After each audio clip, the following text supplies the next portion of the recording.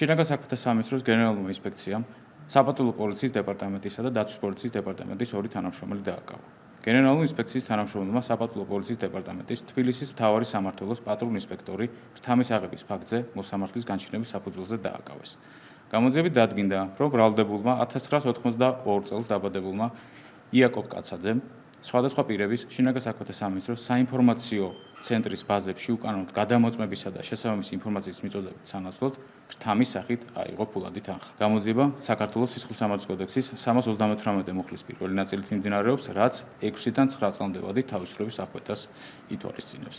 რაც შეეხება დაცვის პოლიციის თანამშრომელს, შინაგან საქმეთა სამინისტროს გენერალურმა ინსპექციამ ის სამსახურებრივი უფლებამოსილების ბოროტად გამოყენებისა და სამსახურებრივი სიყალბის ბრალდებით მოსამართლის განჩინების საფუძველზე დააკავა.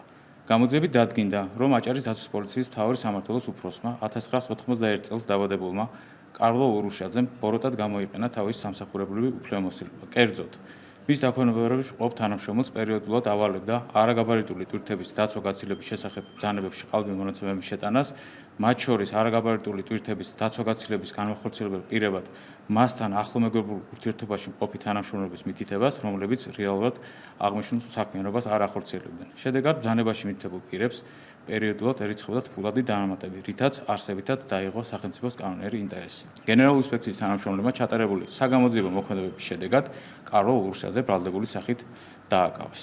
გამოძიება საქართველოს სისხლისამართლის კოდექსის 332 მუხლის პირველი ნაწილით და 351 მუხლით მიმდინარეობს, რაც 2-დან 4 წლამდე ვადით თავისუფლების აღკვეთას ითვალისწინებს.